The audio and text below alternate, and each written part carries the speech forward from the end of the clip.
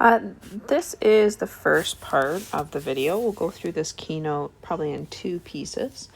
Here we're going to talk about the equation of a plane. So a plane is a flat surface that extends infinitely far in all directions. To represent planes, parallelograms are used to represent a small part of the plane, and usually they're designated with the Greek letter pi. So a plane can be determined if we're given any of the following. So a line and a point that's not on the line, because we're able to determine two different direction vectors from that information. We can also, so let's do this A, L1. We can also determine it, a plane, if we have three non-collinear points, because again, we can find two direction vectors, which is what we need for a plane.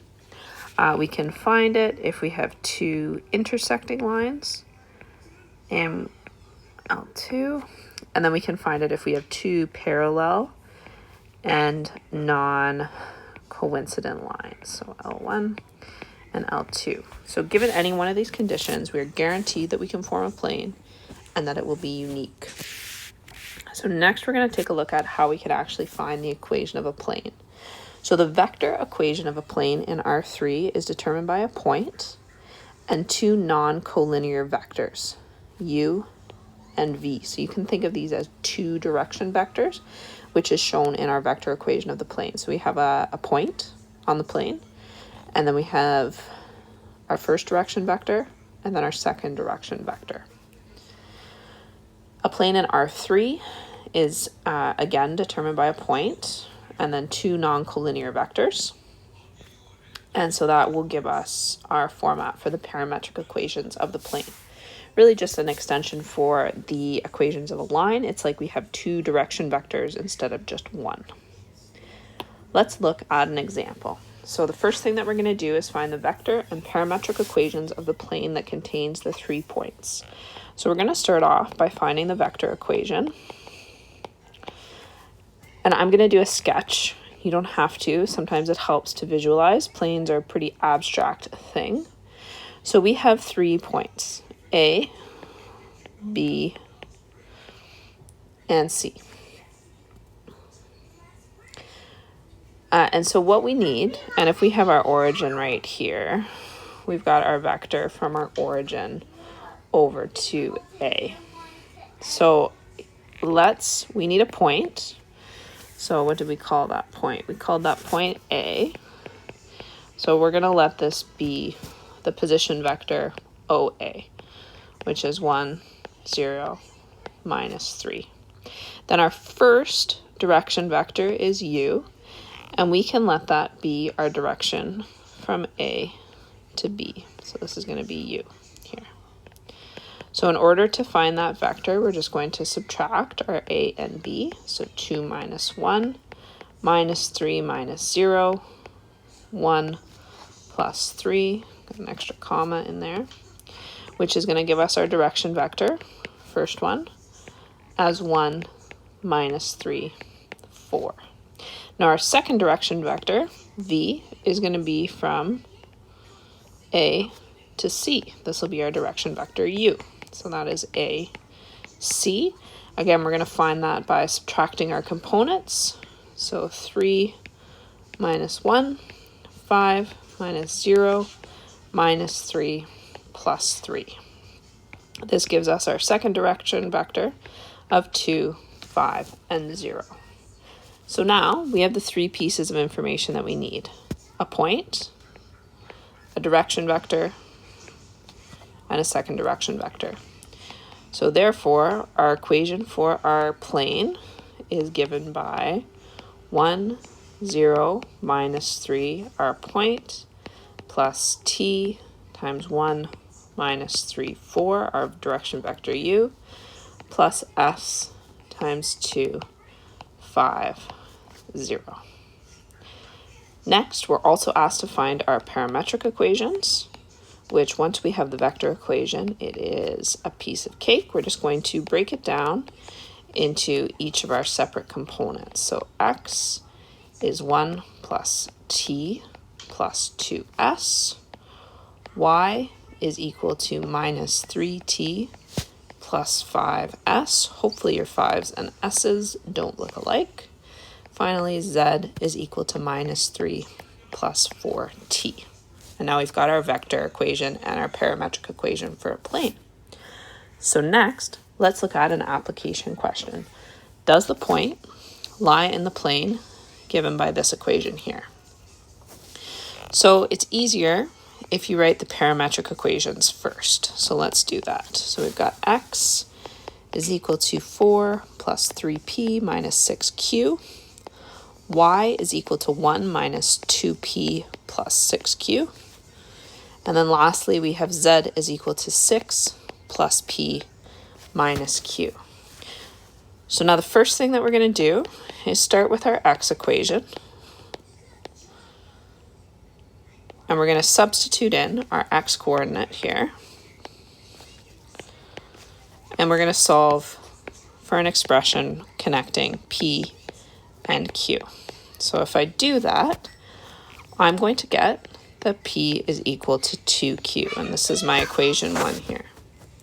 So now I'm going to sub in p is equal to 2q into my equation for y. So I've got y equals 1 minus 2p plus 6q here. So I'm going to sub in, use green, so I'm going to sub in my y coordinate here, so my 5 equals 1 minus 2, we use purple, so 2q here, and then I've got plus 6q. So now I've got a solution for q. So that's my second equation.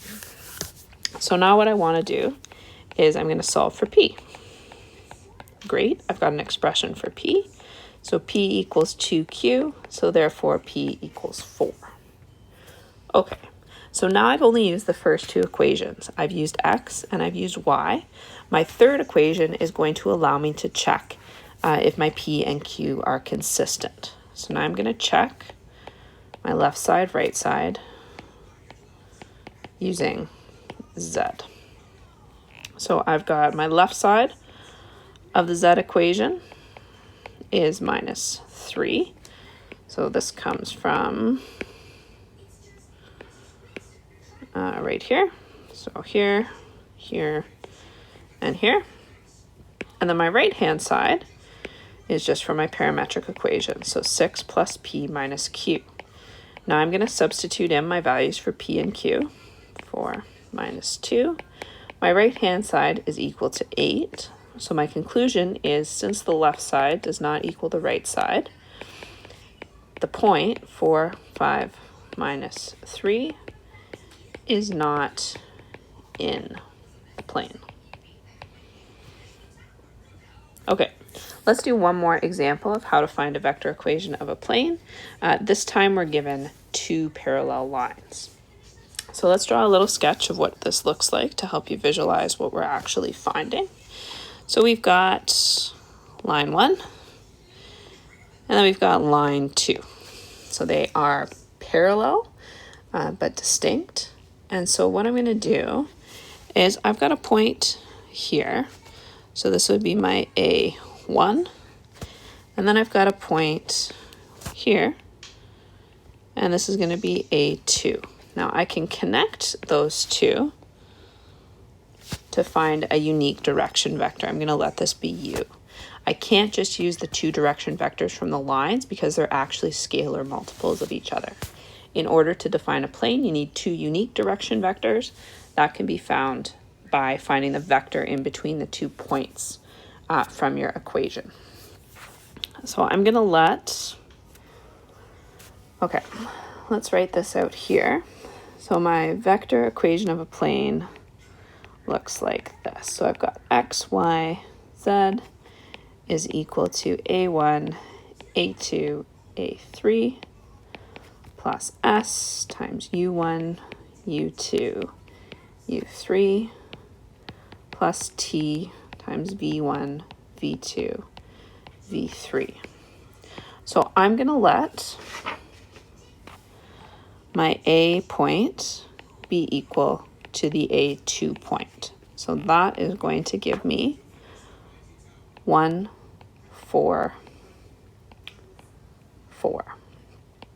So then my first direction vector, I'm going to find, I've denoted it as U there, between those 2 points. So I'm going to take away my, let me just do it like this,